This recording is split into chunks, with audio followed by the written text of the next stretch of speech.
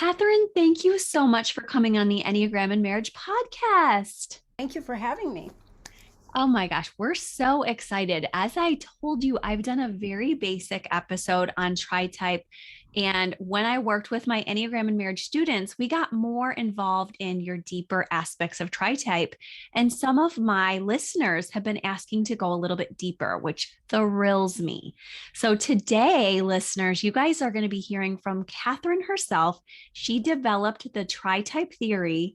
And so, Katherine, can you tell us a little bit about this theory of tri-type? It's funny. It started out as a theory, but actually it was always there. Mathematically, you can just look at the 369 and everything grows out of the 369. And I'm actually creating different ways to show that to people. But most people only really knew about the 369, the 258, and the 147. And that's how it progresses from the center out. It's just with tri-type it continues, and then you end up with these extended tri-types. So when people found the Hornavians, they already existed, they were there. And when they identified the antipodes plus the type, the center of each type that matches the antipode, they're part of the hexad types with one primary type, like the 468. It's 8 and 4 are on the lines of connection of intensity, and then the type that's between 4, 6, and 8. 8 is 6. So the center of the head center is the most intense type. So that's what others then call harmonics. But I learned it from Naranjo in a different way. But again, if it was there, other people are going to find it. Just like I found tri-type, not knowing about tri-fix, and I thought they were the same. They are different because they grew independent of one another. But so what's tri-type? In a word, it's looking at the fact that as human beings, we use all three centers of intelligence, our head, our heart, and our gut. And if we look at the Enneagram symbol itself, there are 4 types that do not have access to all 3 centers. And the reason for that is the symbol that we are all familiar with is the Enneagram of motion. And actually, it is about the open symbol that encompasses the law of 1, 3, and 7. And both Gurdjieff and Ichazo use that particular symbol because of that reason, the dynamic element. Whereas we can find Ramon Lulle, who had the equivalent of the virtues, the vices and the virtues, on a 9-pointed completely interactive Enneagram, which I also started using until someone said, "Oh, that looks just like Ramon Lulle." And I go, wait, who's Ramon Lulle? And it's there now. But my point being is these things have always existed and they're consistent. So if it's true in one way, then it has to be true across the board. So I love that. all we have to do in terms of tri-type is recognize that we each have a heart type, a gut type, and a head type. And we make our decisions with our head, and it's the ways we tend to be fixated. And we get emotional and handle our emotions like our heart type and how we make decisions of the heart. And then our more visceral nature is our gut type, and that's has to do with our convictions. So it's just a mathematical principle that you have one type that's dominant in each center of intelligence. We all use all 9 types, but our stacking order and level of dominance varies from person to person. And therein lies an issue where the 3 types come together and whatever they have in common is amplified. And the ways in which the 3 types are different, or 2 types are very similar and 1 is very different, the difference is minimized. So it's it's wonderful because a lot of people appreciate Tritype, but Mm-hmm. they don't understand that it isn't just what you identify with. It's really what you're motivated by, because each Mm-hmm. combination creates a Tritype archetype, and it Yes. doesn't matter the order. So, for example, I'm an 874, Mm-hmm. and I use the same head type, heart type, and gut type as a 784 or Mm-hmm. 478. We all use the three types to make our decisions. So we're going to have more in common than actually with someone who shares our type that doesn't have the same tri-type. Mm-hmm. And Yes. a So natural love affinity, that. our tri-type. If they share the same tri-type, they have more in common, a better natural understanding with one another than sharing the same type. Now, if you share the same type and a second type, you Mm-hmm. have even more in common. And then where you'll have differences, Mm-hmm. speaking about relationship, is the one you vary. Yeah. Yeah. Like we do. Wes and I vary. So we have a lot to give to each other, but we also have a lot of disharmony where we have to really work hard. So do you see that with a lot of couples that they pick their opposites, or do you more see that they pick similar? You guys have studied this so much. Yeah, I find that both are correct because it might we match in some way with our partners and our best friends because we get each other to some degree.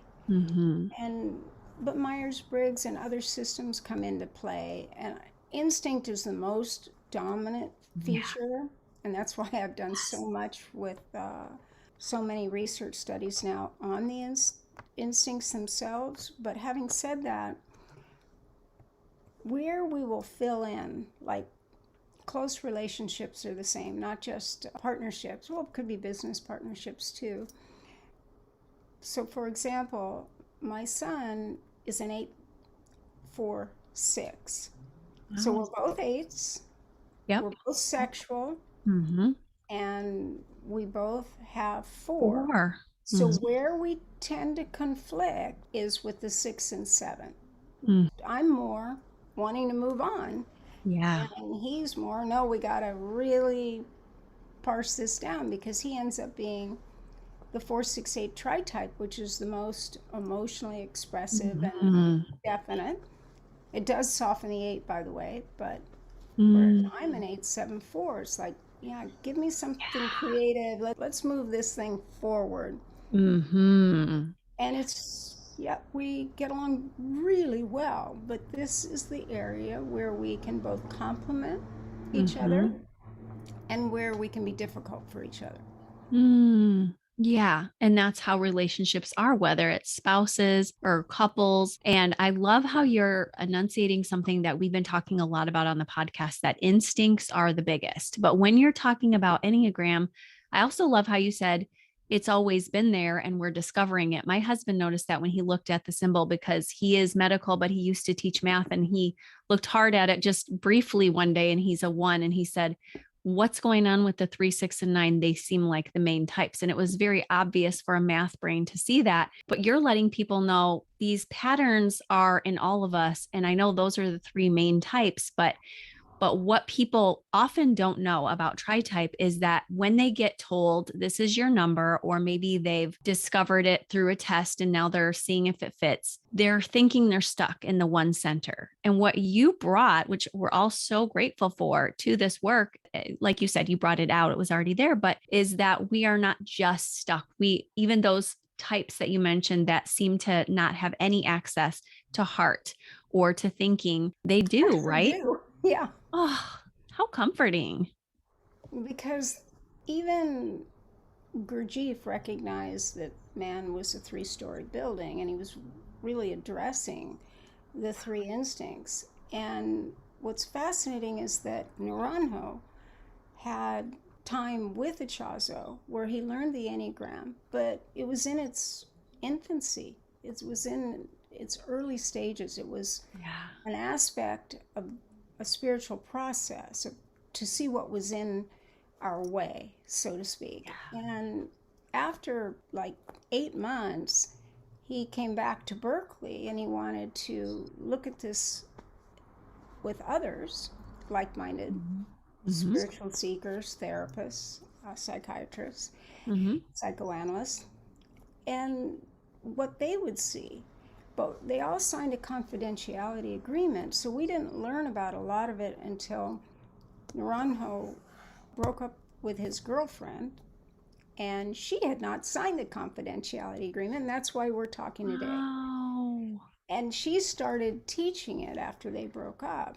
And yet, she didn't study directly with Ichazo, and Naranjo came up with a great deal more after that initial experimentation and discovery process after being in Eureka, Chile with Ichazo in 1970. So he started in 1971, but over time he noticed, wait a minute, there's a quality with people that are the same Enneagram type that are so different from one another. And at that time, in 1971, there were no fixations or holy idea, but there were the passions and the holy virtue. People don't realize that I didn't know that. After 1972. They don't quite remember when. And it was someone that was there at the time. Two people that one was actually in Eureka and the other not, but he's a friend of mine. And he knows that he learned the Enneagram in 1972 and fixations were not taught. But he doesn't remember when they were added. So like anything, it was growing. And in the case of Naranjo, he wanted to explain those differences because he saw these three centers, Ichazo called them instinctual triads, as very meaningful, but there was a more primitive version. And with his background as a psychiatrist, he knew a lot of systems that recognized qualities of the primal self. And so he took Ichazo's three triads and imagined them in their most primitive form and made them subtypes of Ichazo's centers. So you have the centers broken into three Enneagram types, and then you have the three Enneagram types broken down further with a more primitive version of the center. It's really quite elegant in the way he did it. But Ichazo did not do subtypes because he instead noticed that people used all three centers, but added trifix, whereas originally trifix meant the three centers, fixated way of thinking that each center had. But over time, he came to recognize that individuals each had their own trifix. So that's... I saw that on your website and I didn't know how that had evolved. That's helpful. Yeah, I guess I should say that on the website. Oh, it's really important because when I heard about trifix, I knew then that, I just found what Ichazo found, and there was no one that had anything published on it.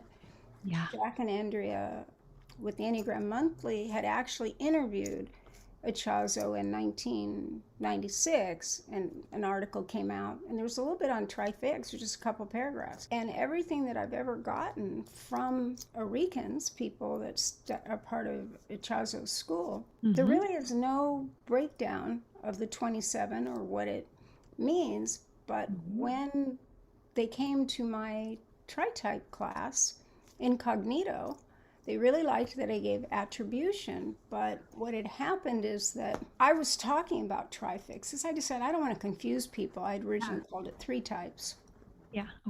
And then I thought, well, they're going to wonder if maybe they'll learn about trifix. Let's just keep it together and not have the mistake like we did with integration, disintegration. But what didn't occur to me is that it would still be a little different. And the differences are just as important as what's the same. But what's the same is that we use all three centers in a hierarchy, in a stacking order, just like the way I discovered the instincts were in a stacking order.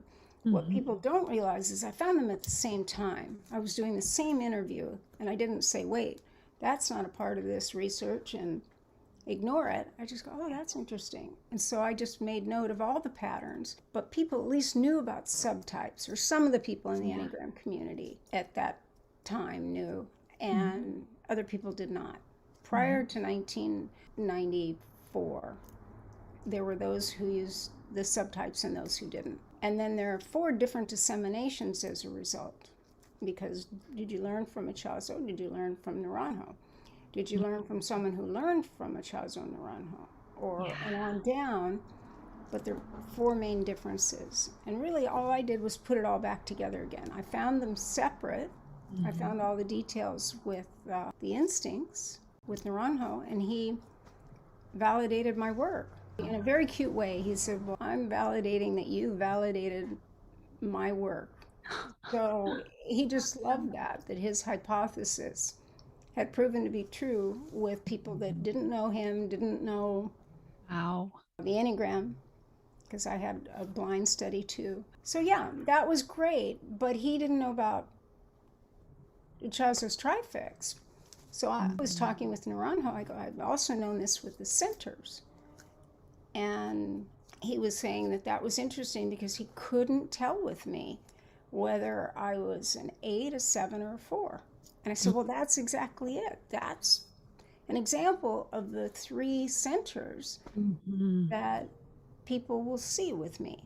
And so he wanted me to evaluate some things for him to learn more, and then I wanted him to look at things so I could learn more in a different way. And so it was very copacetic. So Tritype evolved when the Arikans, Ichazo's Institute, the attorney that was on his board of directors came, and she said, you know, Katherine, this is so much more. I mean, Ichazo's never said any of this. And the thing was, because I had posted online about things, Trifix was associated with me, and they wanted to trademark it.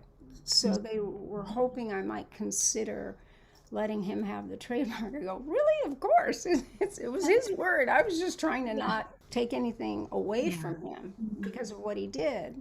And I said, oh, yeah, I'll just go back to 3 types. And they said, no, you need to be Tritype.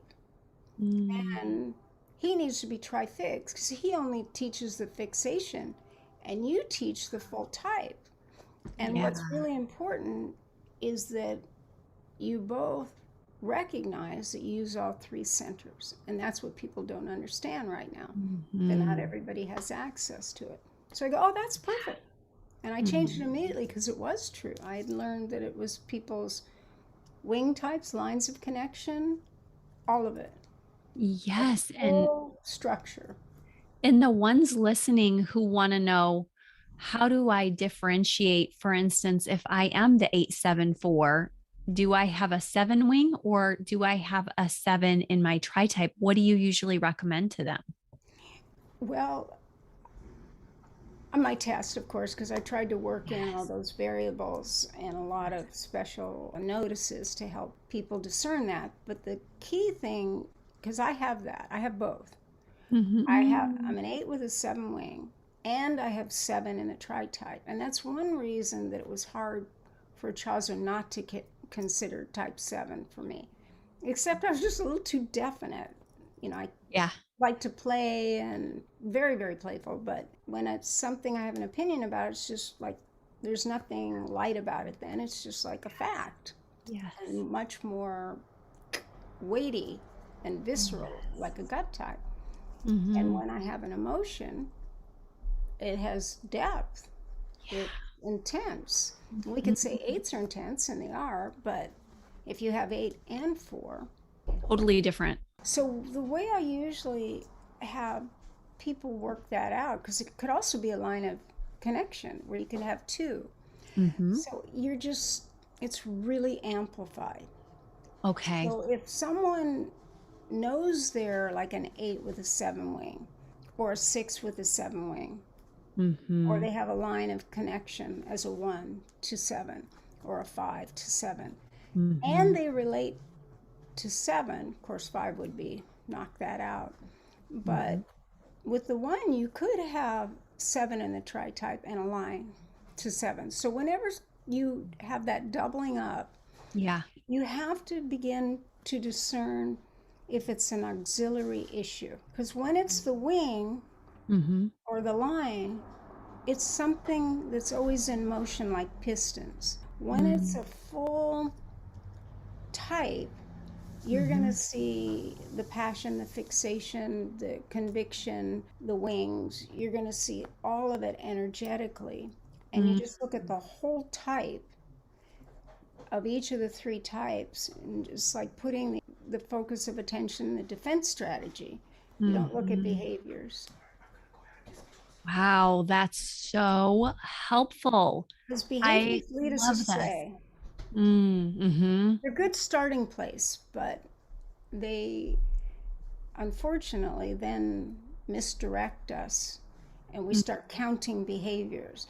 Whereas if you start looking at what your defense strategy actually does, is it, in the case of the 7, this fear of being trapped, limited, and fundamentally missing out and inferior as a human being in terms of others, because the 7 is the top of the head center, so the hierarchy. That's 7, primary. But if it's a wing, it's going to modify the 8ness. So the 8, like, yeah, because it's the Enneagram's on a continuum. So each type moves into each other type, and there's a transitional aspect that's really critical. Yeah. Once you understand it, it makes sense. Like, for the tree analogy. Yes. And then another analogy is that you look at like type 1, for example, that has to have the perfect morals and do their best because they should, because they don't want to be wrong, fundamentally wrong, and not doing as they should. They don't want to be wrong, bad, or evil. Whereas the 3 is a lookalike because they need to be the perfect person, have the perfect house. They need to have everything perfect. And the 2 is the transition. They teach people how to be their best self. They naturally want to guide and teach people. So everything is important. But when you look at it being a full type, is that you see the wing happening twice. I happen to be an 8 with a 7 wing and a 7 with an 8 wing. So there's a whole lot of 7 and 8 going on. Yes. And that 4 is so critical because it really grounds you into the depths versus aggressive achiever or the reactive state or positivity. It allows you to have the melancholy that you need to really sit with things, I would imagine, and to look back. And to give meaning. See, the 7 hates the suffering, and the 4 needs to find meaning to their suffering, so they focus on suffering. Someone who asks for attention is thought of as self-centered, but someone that displays suffering is naturally comforted. And so a lot of what's happening with 4 on an unconscious level is, I need attention, but I'm not like the 3. I can't give this performance that's going to get me the applause. I need to display a mood that human nature responds to, but they're totally unaware of it until they learn about the Enneagram and understand that it's the same core wound as the 3 and the 2. It's just how they're going to go about handling it. So Tritype addresses a more sophisticated and complex way to break down the parts and then recognize what you can heal within yourself so that you're more responsive and less reactive. You can respond to a feeling without overreacting. Wow, that's super helpful, I think, in our relationships too, because if we're limited to the one type, then we say to ourselves and our spouses, especially if we have a 4 in us, like we both do. So when we have that, whatever our tendency is, especially if we have a 4, we might despair otherwise of, oh my gosh, my spouse is never going to meet me here. And they have only this one type and they're stuck in this box. And even I've seen it go as far as when somebody says, but just because I'm a 5, I'm not locked down. I've had that twice this week with 5 clients in marriage settings. And it's so important that we realize Tritype helps them to feel human again versus I'm so boxed in. I know I have feelings or thoughts or gut reactions, but nobody's giving me permission to. And I feel like for me, that has been very healing for relationships. Have you seen that too? Yes, absolutely. In fact, the people that know their Enneagram type in many ways have suffered in a different way with lockdowns because they can at least recognize that their partner might be a type that's self-pres and more upset by it than they would be as a sexual. You're just not as triggered by the fears around the virus. And that was a big source of conflict in a lot of relationships, or the children not understanding or what you had to do to stay protected from the virus. Yeah. Big source of conflict. But if people understood their own stacking order of the instincts and the types, then they have a way to do the repair attempt very quickly because you have compassion for the other person's concern. Yeah. Oh, that's well said. That it also involves the instincts when we're trying to do the work of right now and always.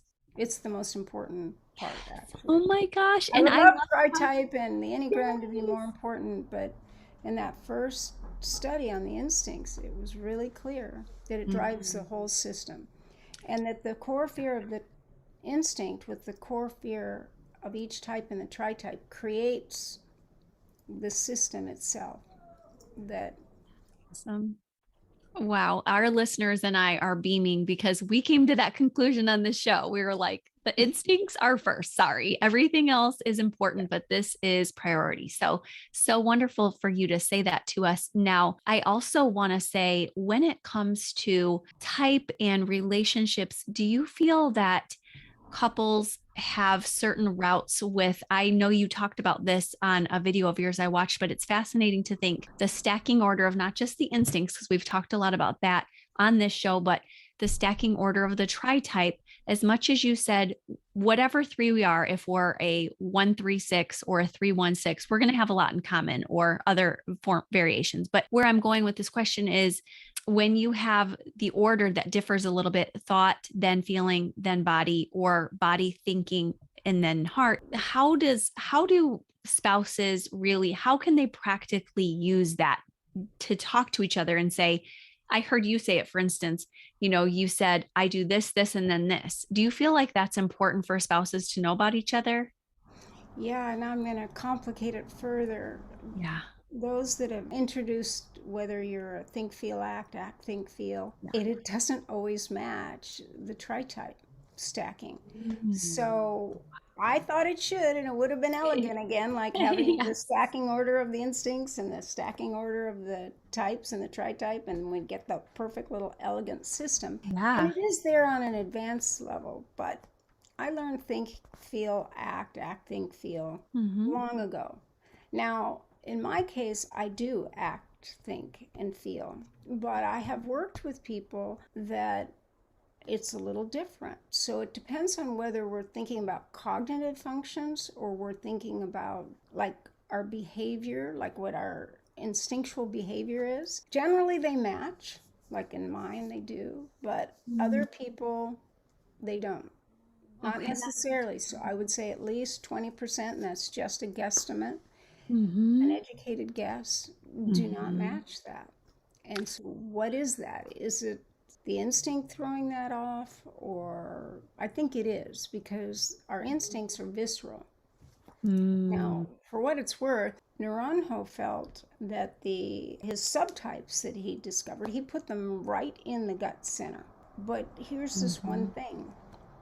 Convictions are part of the process, and there's no counterpart to convictions. And so I added in the equivalent for the gut types, for the passion, the fixation, and then the conviction. So head, heart, and gut. But then over time, I thought, no. The gut is a type unto itself. So the instincts, those 3 patterns that Naranjo found are actually below the whole system. Mm-hmm. And then it creates a wonderful pattern of 12, and 1 and 2 equals 3, and we're right back into the law of 3. And the way Ichazo handled that was to move the sexual spiritual pole out and have it be a continuum of 3. So he stayed with his 3. And all of us are still with the pattern of divisible by 3. Oh, that's Of 3. neat. And Oh, that's great. Yes. And other systems that are 12-point systems or what have you, they all agree then. Mm-hmm. Yes. And I think to ground it down for our audience, when we're thinking about with their tri-type and they're saying, wait a minute, I'm a self-pres. So maybe I'm thinking first, because at least that's for me, Christa, how it is. That does throw it off a bit, like you said, for things, because that matters all the time. That instinct is so powerful that even as you're doing your order, that sometimes your order is going to differ because of that instinct. So talking it out with your spouse is helpful because it lets your spouse know. Backing out, like after you're in the conflict, you can quickly say, oh, right. You're going to see it like when David and I were married and we worked together. If we ran into a problem, I would say, let's just get it done and then we can talk about how we feel about it. And he goes, no, we have to talk about how we feel about it before we can get it done. I go, no, we don't. We just have to go into action. He goes, no, we have to talk about the emotion. And he was so correct. We both were, but it was the difference between 6 and 7. So I had the 4 and 8, and he had the 4 and 8 leading in an opposite direction. But our 6 and our 7 were where we were seeing a different solution. He was more anxious, and I was, it'll be fine.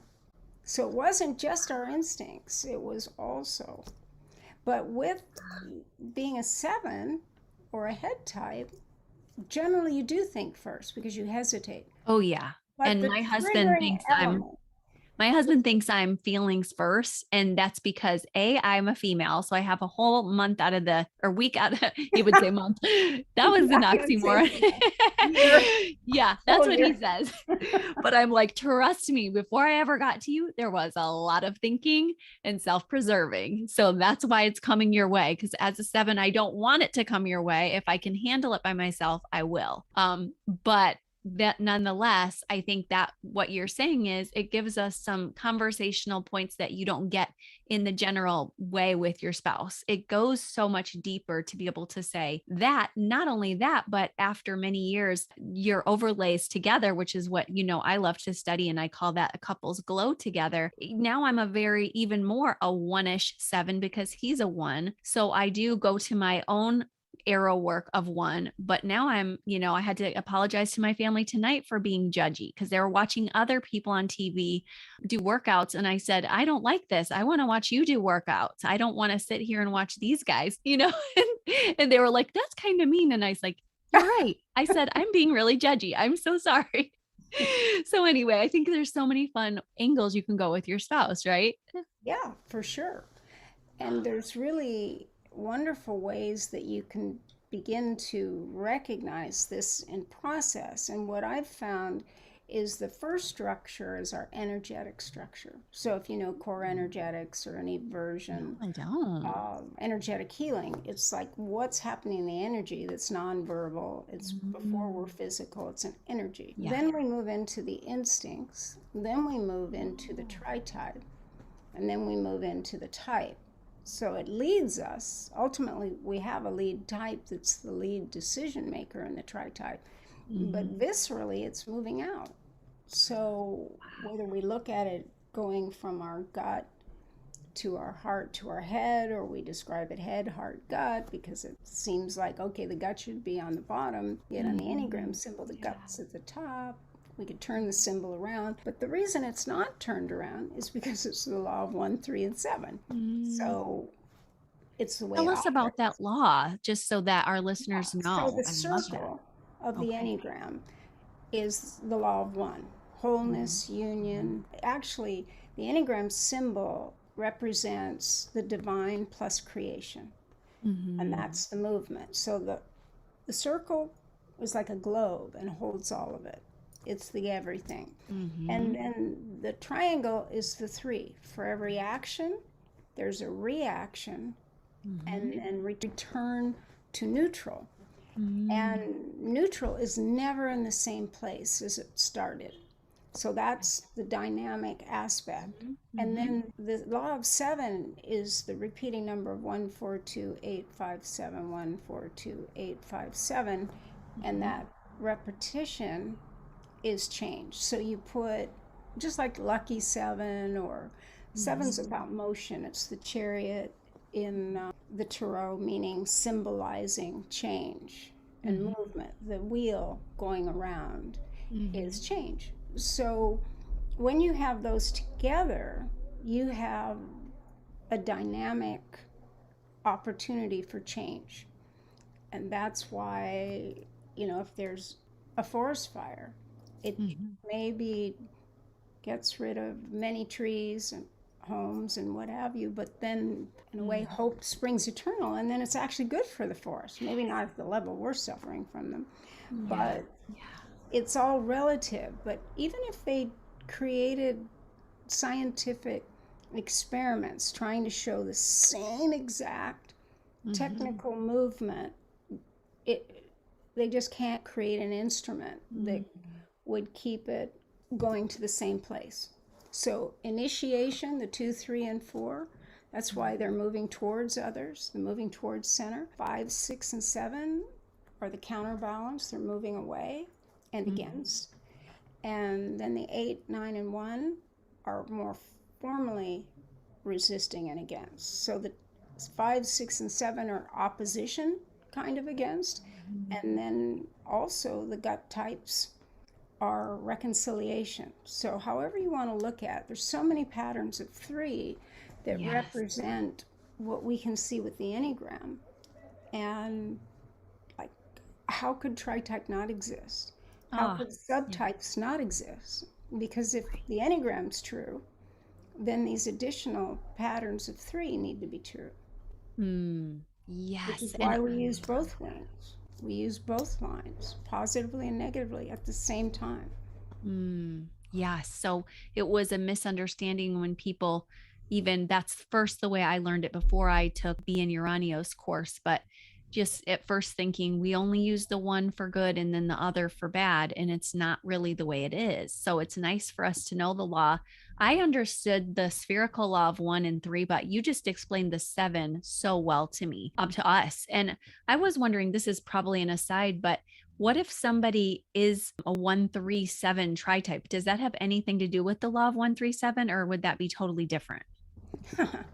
Well, it's more, I can't help but laugh, because in sacred geometry or numerology, you're always adding up the numbers. So if we add 7 and 3, that's 10, that's 1, and 3 is 4. So the 1-3-7 is a fascinating example of the foundation builder. Now, before I looked at it in terms of numerology, your tritype always liked the foundation and could create the foundation under anything that I could come up with in terms of the instincts or tritype or any of the correlations I've done over the last 35 years. And I've done many, because if I was interested in a system, any system, there was going to be a correlation about it. And I knew all of them before the Enneagram too. Wow. So it was easy for me to learn the Enneagram and then say, oh, well, compared to microexpressions, this is what's happening. Body language, this is what's happening. Archetype, this is what's happening. And I could type very quickly because I knew the other systems first. And so much of typing is the lexicon people use, the word choices, and the body movements and the facial expressions. Because you can have identical twins that are different tritypes, and they're using different muscles and they're developing their muscles a different way. So that's why identical twins over time look less identical, because whatever emotions they experience, they're going to show up in the face. It's like when we build our muscles, like our arm. Like I was a power tennis player a long time ago. But those muscles still are surprisingly good when I don't even have the ability to play tennis now.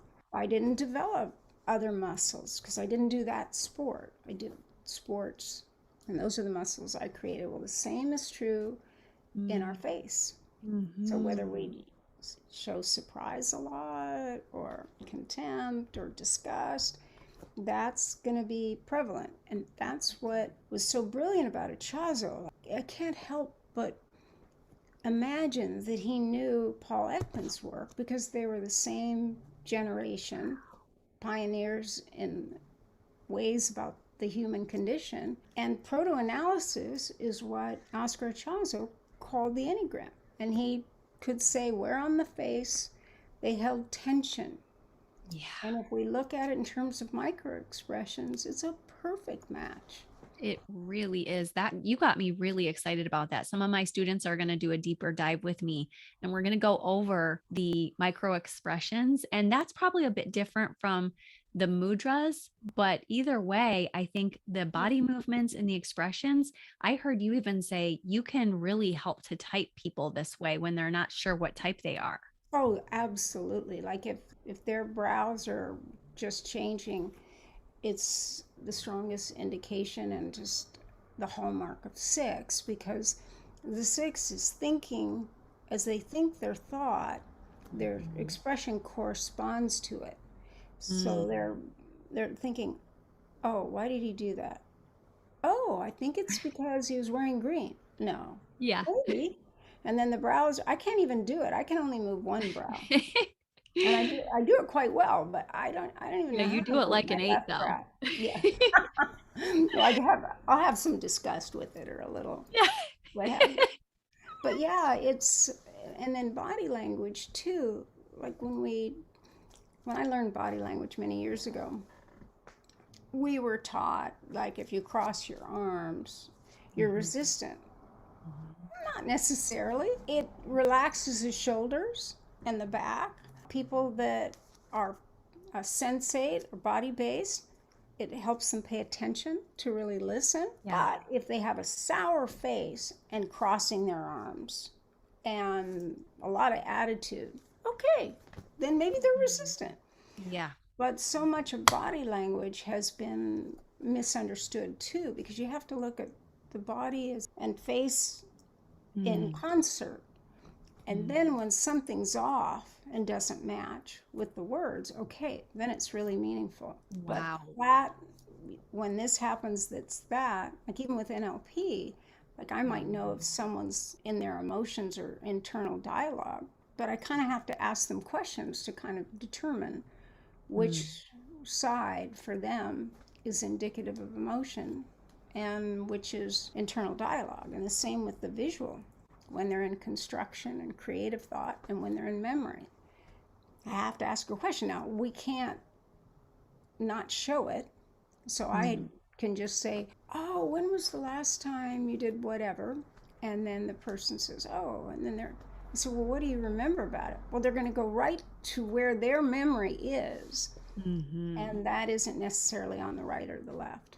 Predominantly, it seems to be on the left for memory and on the right for construction. But some people that do inductive and deductive reasoning, they're going back and forth. And they're both memories and they're both construction. They're putting them together to get to the memory.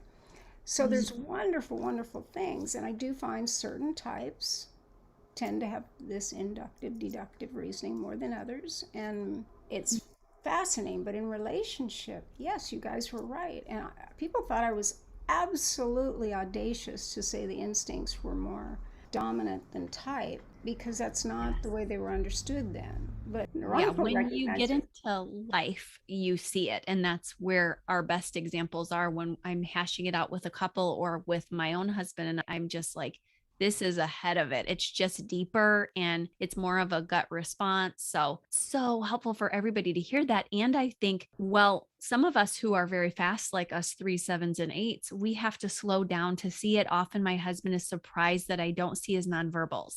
I'm in such a different place. I hear from clients, you're in your 9 zone when you're working with me. But when I'm in my marriage, I'm in my self-pres because he's social and we're bouncing off each other and I'm trying to protect. And so I miss a lot of that. And that's what I love about micro expressions is I'm learning this later in the game. That's something I never learned in my master's of psychology. And now I'm able to say, slow down. You deserve to slow down. You don't have to run too fast. You can slow down.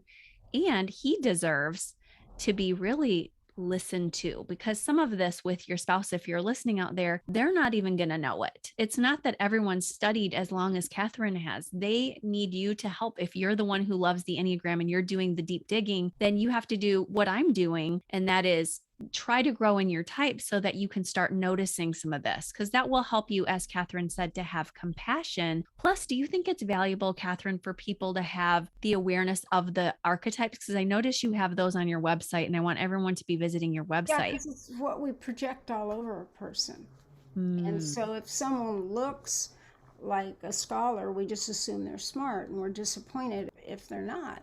Or if someone looks like a ruler, like a king or a queen, then we defer to them naturally. If someone looks like a priest or a priestess, then we listen to them, their inspiration. And we're projecting on there, and I do believe it's another way to look at potentially what we were all born with, since we now know we were born with our stacking order, our tri-type order, our type, whereas originally it was thought, oh, this was a break from nature and it was nurture. But actually it's both, because our identification is still nurture. If our type was accepted and supported, then we feel good about it. Like there were no sexuals in my family, even my extended family. I was it. So I was closest to the brother that had sexual second. But that's just because that's as close as I could get in my family of origin. Even my friends. There were two of us that were sexual. Everyone else was social or self-pres. So if you didn't get a chance to have that need met, if you're the only self-pres in your family and they're thinking, like, what are you worried about? You know, it's fine. And you're saying, no, wait, we need to have our stuff and we need to have this secure so we can relax. And they're saying, what's to relax about? I mean, what's wrong? You know, there's nothing to worry about. But that's not true. If you're a head type, you're projecting that. And the self-pres is feeling like, yeah, I got to have my stuff. It's like, it's gut oriented, but your head is saying, yeah, what do I need to do to make sure I have my stuff? Whereas I'm the sexual self-pres, so I'm looking the other way. I'm a gut type that has the triggering element of sexual. So a breach in the secure bond, the tight, and I'm not talking about attachment theory. And I think a lot of people mistype their instinct because they're looking at attachment theory rather than the defense strategy of these three instincts as Naranjo and Ichazo were defining them. Wow, that's helpful for people to hear. Just don't confuse that and understand that you were born with it. And I even recently read that our DNA our thoughts are in our DNA, and it's just fascinating. But what's really important is we know some of the reasons we're the way we are is our ancestry and just the messages we were sent internally and externally, even from the womb or even in the DNA. So having compassion on your spouse is essential, because a lot of what they're doing isn't even a choice. It's just a reaction to what they're learning. And we're trying to be curious. We're trying to get them to grow super fast. Biological imperative. Whatever they're doing is a biological imperative. So we only personalize it because we believe that it's meant to hurt us at times. But it's just what they're meant to offer. And all of us can grow to discern the difference between a chip on our shoulder or a need for control to make sure we don't suffer in a way we suffered as children. That part we can grow and mature. Yeah. But we can develop the empathy that ideally we would get between the age of 9 and 11, but most of us did not. Yeah. I was lucky I did have someone that taught me my impact on others when I was 11. Awesome. But most people not. So that part can improve and change immediately.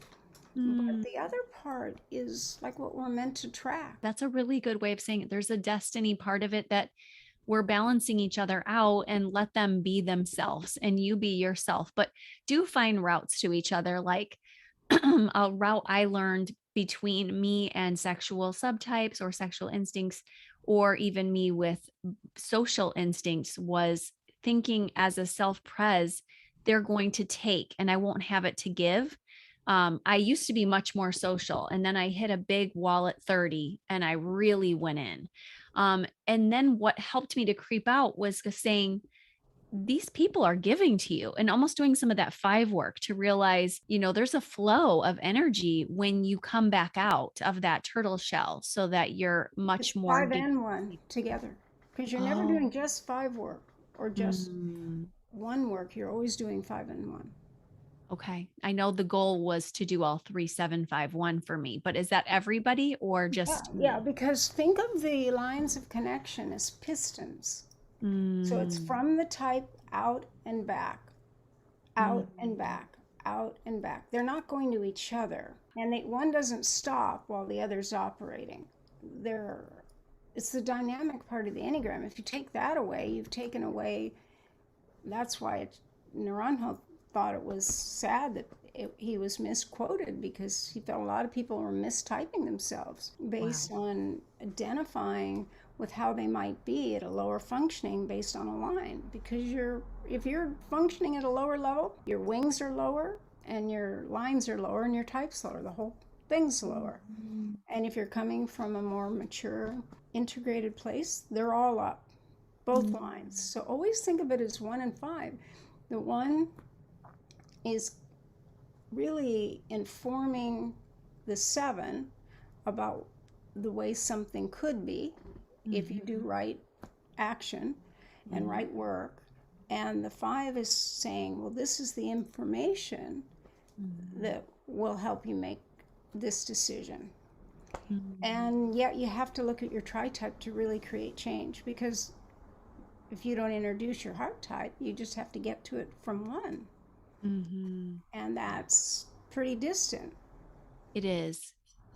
to the Yeah. 4. So if your tri-type heart type is at play, then you have a way back. So when we're in conflict with a partner or a spouse, it's the heart's off. Now, it may have been due to an issue that felt fundamentally essential, our survival strategy, so therefore our instinctual types.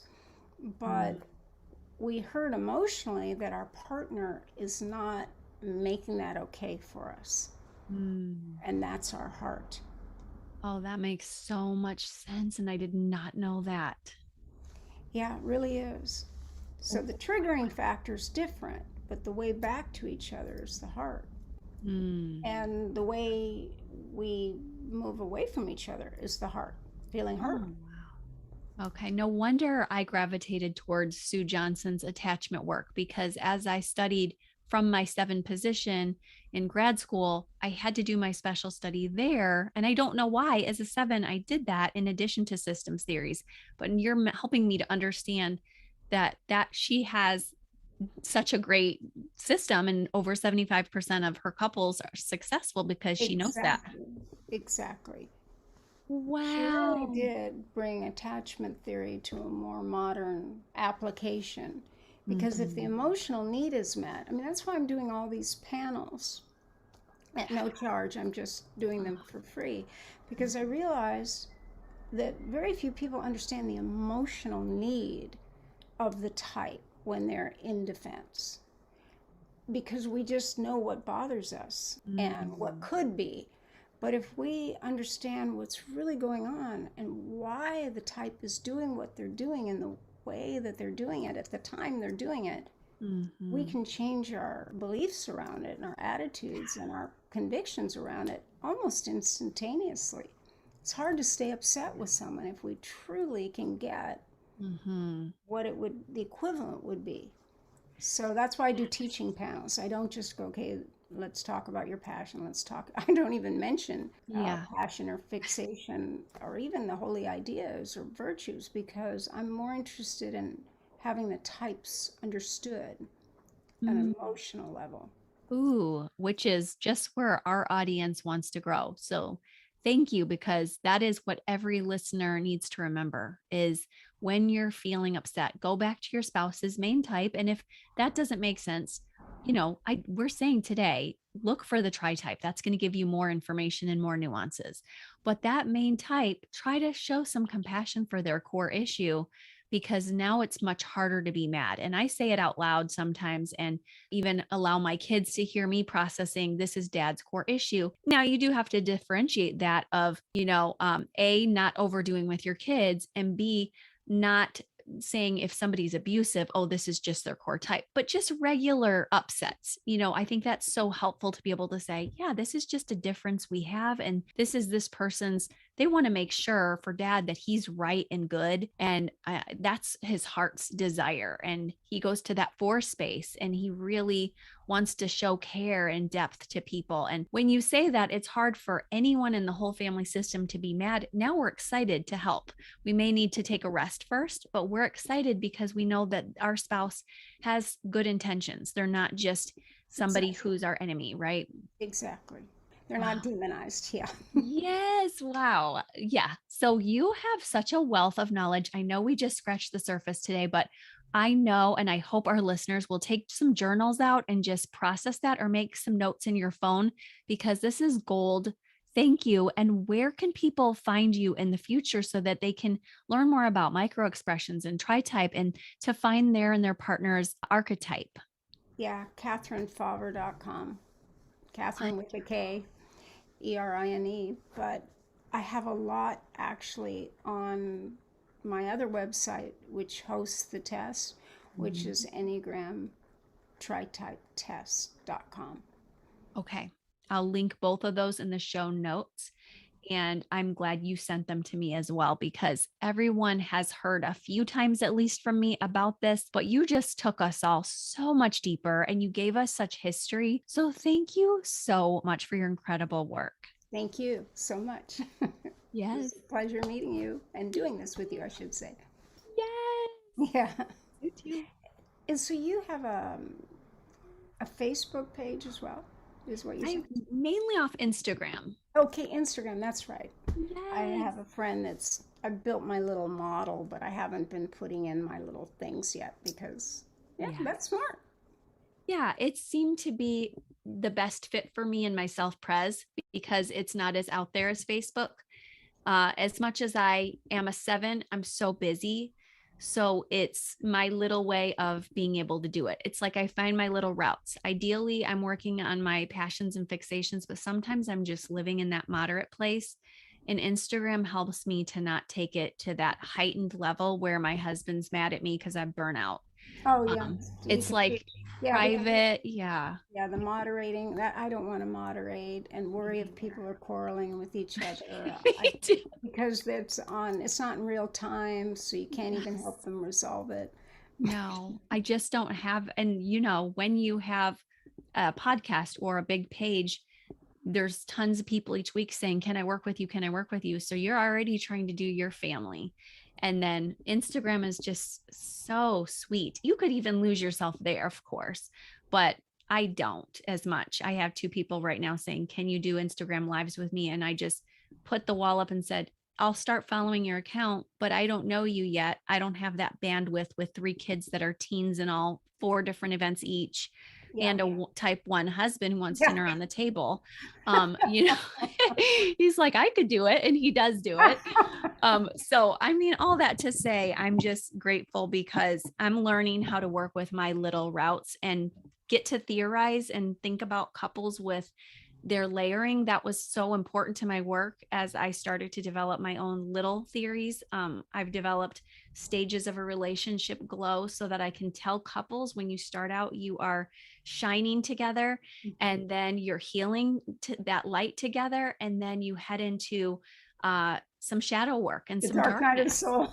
Yeah. I was like, dang it. I put that at level 3.5. I wish it would have figured to be 4.5. And But then I was like, immersion, where you dig down deep, and now you're coming out as an afterglow. And it's, and it helps people, because newlyweds are always like, oh, we're just, we're in our shiny, happy place, and we're always going to be here. And I'm like, research says that's going to be about 1 to 5 years. Yeah. And you're going to do some great healing together and bless each other. But then you're going to get tired of those things. And then you're going to be calling me when you're in shadows and darkness. Yeah. So I just like to give them some theory. I like my systems too, but yours just goes beyond. You may be at the genius level. I'm sure you are, probably, because you have understanding. Idiot savant. I see pattern recognition unbelievably, but things don't hold still for me. So like, I see the Enneagram upside down, 3-dimensionally, automatically. So it's not hard for me to see connections. And I have a kind of a visual kinesthetic limbic association when I work with people, so I don't forget what hurt them 15 years ago. So I can work with people for 25 years and they don't have to say, remember my mother's brother, John? I might not remember John, but I go, oh yeah, your mother's brother, and he did this and you felt that when this happened, because I have an emotional memory and empathetic resonance. So it's a gift. It is a gift. But the dilemma is, if I'm trying to hold something still, like a computer, like if you give me 3D in real time, I can put it in order so fast. But on the computer, it's like, wait, did I add that one or did I not? Yeah. Did I just delete that?